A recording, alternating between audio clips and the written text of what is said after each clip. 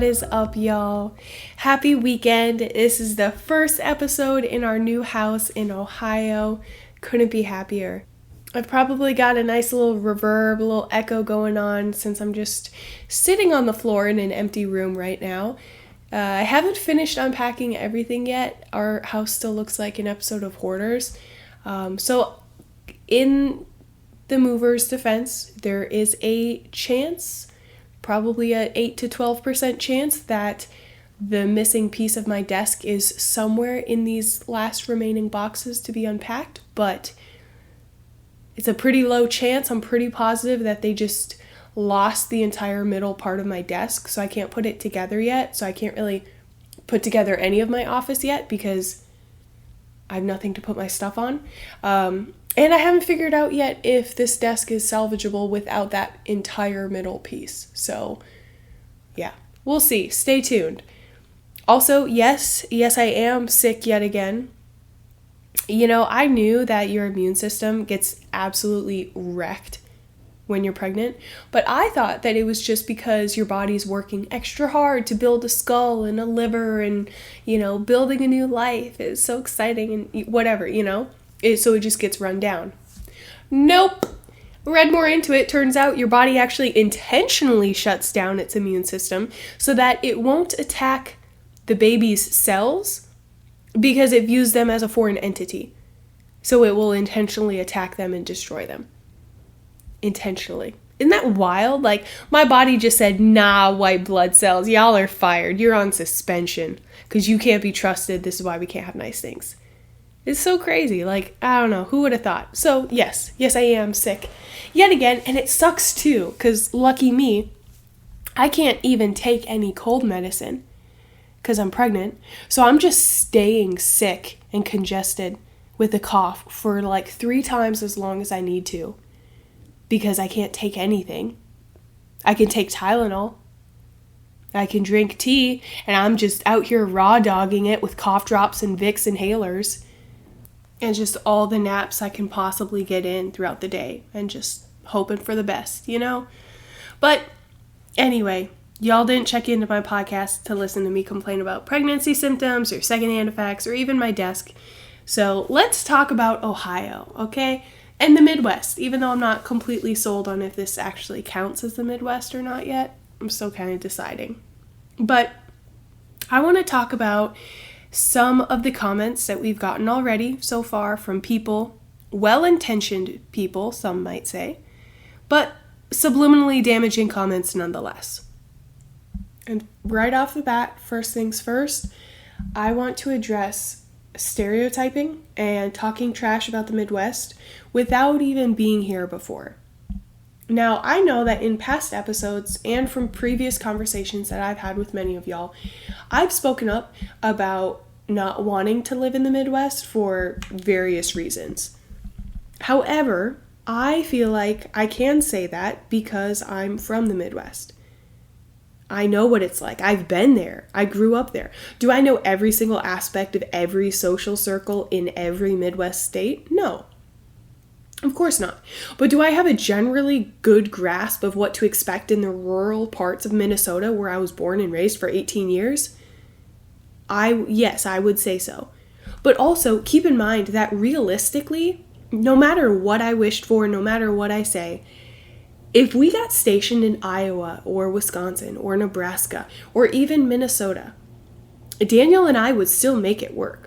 We would still find a way to be happy and to be as content as possible. We would find a way to make the most of it because that's just who we are. We're not going to sit somewhere and be miserable and say, oh, there's nothing here, look at all these negatives, blah, blah, blah, blah, blah. Even if we didn't love it, even if it wasn't our favorite experience ever thus far in the military, we would still find a way to enjoy it, right? But when we were still in California and we started telling people that we were moving out to Ohio, we got a whole lot of comments. We had numerous people telling us how much the Midwest sucks and how sheltered it is and how Daniel was going to hate it and how trash all the people were and how ugly it was and how there was absolutely nothing to do out there and how all the food sucked, and it just continued on and on and on. And I have something to say about that. One, Stop being negative. Just stop. Stop the negativity. Whether we hate it or not, like I mentioned it earlier, we got that location. That's where we're going. We don't actually have a say in it, right? So big picture there, don't be an asshole when someone brings you their life changes, because you can have a negative take on it and taint their own experience, or you can be supportive and help them see the good in things.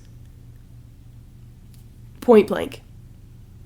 And 2, don't stereotype somewhere, or someone for that matter, if you've never been there before. They were all saying these things about the Midwest, which is like stereotyping all of Europe or all of Asia, basically. Drastically different cultural circles and dynamics in each state, even just in Minnesota, in each corner or area of the state. It's different. That's like saying all of California is like LA, or it's all like Bakersfield, or it's all like Tahoe. It's just ignorant and silly, ultimately.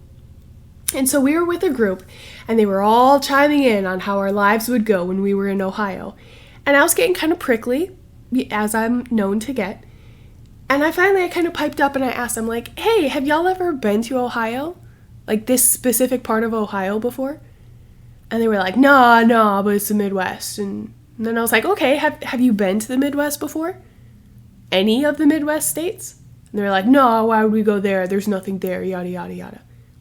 And I just nodded. I'm like, yep, okay, your input is not valid. Point taken. And playing into this, number 3, know your audience. I feel like this keeps coming up, but know who you're talking to. Read the room. I'm from the Midwest. When you say people from the Midwest suck, or the whole area just sucks, and nothing good comes from there, you're inherently insulting me and my family that still lives there, and all of the people I know that are still there. And just know your audience. Like I said, can I say Minnesota sucks? Yes, because I've been there. But that doesn't mean someone else can say, oh, Minnesota sucks and everyone from Minnesota sucks. You know what I mean? It's kind of like that whole sibling thing. I can say mean things about my siblings. You cannot say mean things about my siblings, right?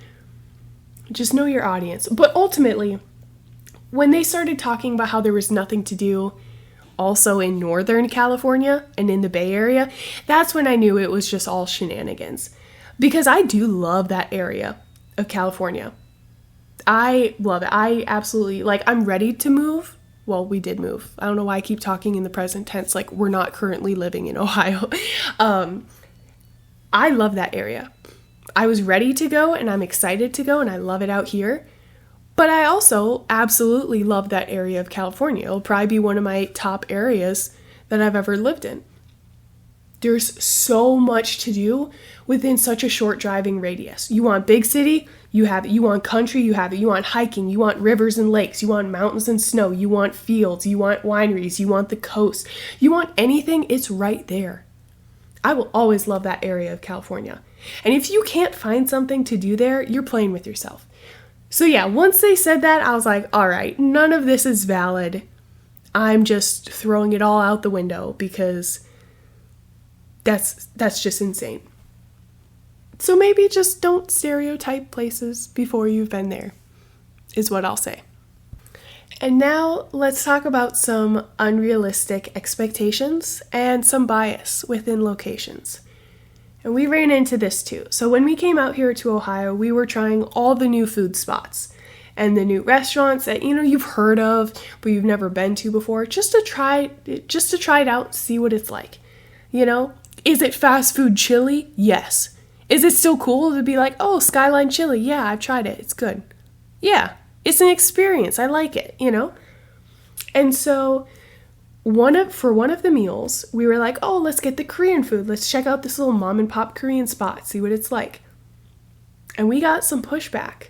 We were told, no, I don't want to go there because I know it's going to be bad and I don't want to be disappointed by it. And now, keep in mind, when Daniel first told me we were going to Xenia, Ohio, I was talking to one of my coworkers who's Korean, and the first thing she did was pull up every Korean restaurant, every Korean market, every Korean store in the area within 35 miles of the town. And Dayton is pretty big, And it's in our backyard. So there's a lot, right? And they all had pretty good ratings too. And she was like, damn, there's more Korean options out there than within 35 minutes here. Like, you've got to go on a drive out here to find some.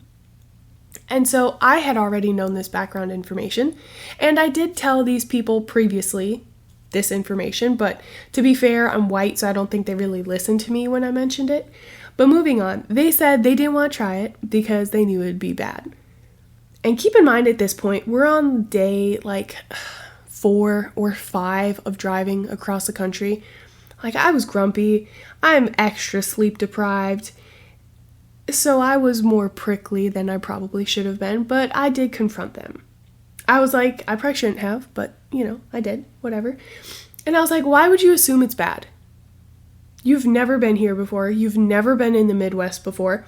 How can you automatically assume something will be bad when you have no basis to go off of? There are plenty of Korean restaurants and markets around here for a reason. They have good ratings for a reason. Someone is going to these spots and liking them and continues to come back to these spots. There's a Korean church and Korean barbershop, so obviously there's a tight-knit little Korean community here. I got kind of mad. I did. I got kind of heated. But you know what? We ended up going to that Korean restaurant, and guess who loved it? Guess who ranted and raved about it? No, this is the best kalbi I've ever had, and wow, wow, wow. Oh my gosh. And then afterwards, we went to the Korean market across the street. Guess who became best friends with the owner and couldn't believe that they lived around there for how many decades and decades, and, their kids and the aunts and the uncles and the cousins and the grandpas and all of this stuff. And guess who was so surprised that there was a whole Korean community here? All I'm saying is ignorance is dangerous, y'all. Unconscious bias and stereotyping and predetermined negative assumptions are dangerous. There's just no reason for all of that. And that's also why I try really hard not to speak in absolutes, because it's just not fair and probably not accurate the majority of the time.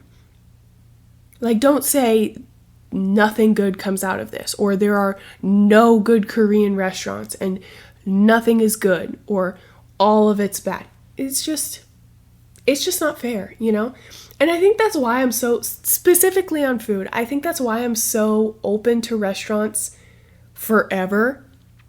Because if I get a boo-boo dish one time from there, I'll just be like, oh, it was just that dish. I just didn't like it. Or maybe it was a new cook. Or maybe the waiting staff messed something up. Or maybe 1,000,001 other reasons of something that could have happened that made that dish that time not excellent. But I'll hear people write off entire restaurants and be like, oh, this restaurant was stingy with the side fries, so I hate that whole place. I never go there. Or some dramatic shenanigans like that. They'll throw out an entire restaurant because of one less than perfect experience. I don't know. I'm just like, cut them some slack. Just give humanity a chance. You know what I mean? Just be forgiving and understanding for once in your lifetime. And now all of this that I've mentioned, all of the comments we got, it kind of made me realize again just how big of a bubble California is in. And when you think of California, you think of the diversity, the cultural openness, the inclusivity, all the good stuff, right? Which is true to an extent. And I kind of noticed this before with Sac State, and I think I mentioned it a little bit in some of my earliest episodes, but California definitely has a falsified sense of diversity. It has all of the possibilities and the opportunities for cultural diversity, but without the true application of the meaning. And what I mean by that is if you look at LA and its suburbs specifically, you see every culture, every ethnicity under the sun just about, all right there. Every authentic type of food you could ever want. And this is great. In theory, right? You see every ethnicity walking down the street. But if you look closer at the socio-cultural layout of the suburbs and the restaurants and the housing developments and the social circles, you see segregation. And now I'm going to specifically talk about the Korean community because that's what I've noticed the most, because that's what I'm looking at the most, and that's what I'm exposed to the most of all the ethnicities.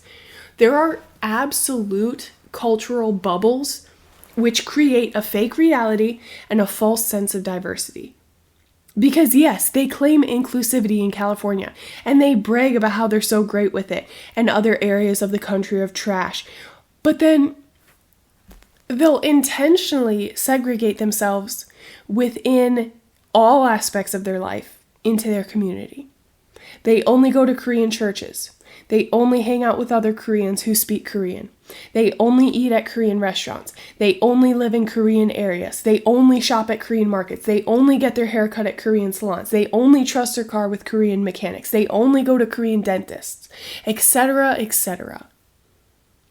So correct me if I'm wrong, but doesn't that defeat the purpose of being ethnically diverse? Doesn't that defeat the purpose of living in an area that's inclusive and open to other cultures and identities?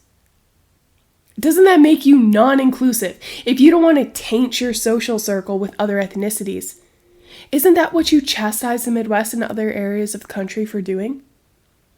And don't get me wrong, I am all for keeping in touch with your community. I think it's important. I think it helps maintain your cultural identity, and it helps foster that strong and healthy sense of community. But I do think that there are extremes. And I don't think it's good to only give your business to those within your cultural circle. And again, I think it's just maybe an unconscious bias, a lot of stereotyping going on. But I think we just need to be aware of it. Stop being hateful, stop being negative, stop assuming you know how things are in locations of the country that you've never even stepped foot in. That you don't even know anyone that's been there. Because you flip it around and that is racism. If a white person said, oh, I only go to white stores, I only go to white restaurants, I only live in white neighborhoods, oh, I only live around other white people, I don't want to go to the South because there's too many black people. That is racism. Straight up. And I don't think any of us question that. So why do we not question it when other ethnicities do the same thing? I don't get it. And like I said, again, don't get me wrong. I think it's good when you support your own community. I think that's a good thing. I think we need to still encourage that. I'm still going to encourage that with our daughter and with Daniel. I want them to eat Korean food. I want to have that Korean identity. All I'm saying is don't live in absolutes. It shouldn't all be black and white of all or nothing, always and never. Only Korean food, nothing else. You just need to find that balance, that healthy balance between multiple identities, multiple ethnicities. But that's just my take on it. Again, it really all boils down to don't be a jerk. Just be a decent human being. Be nice to other people. Give other people a chance. Don't automatically write them off before you even know them. Don't write off locations of the country before you even know it. You might find your next favorite spot. You might find your next favorite restaurant. You never know until you go there and experience it for yourself. So, yeah, keeping it simple. Don't be an asshole. Make good choices. Be a decent human being, like I say in every episode. That's all we gotta do, right? That's not so hard.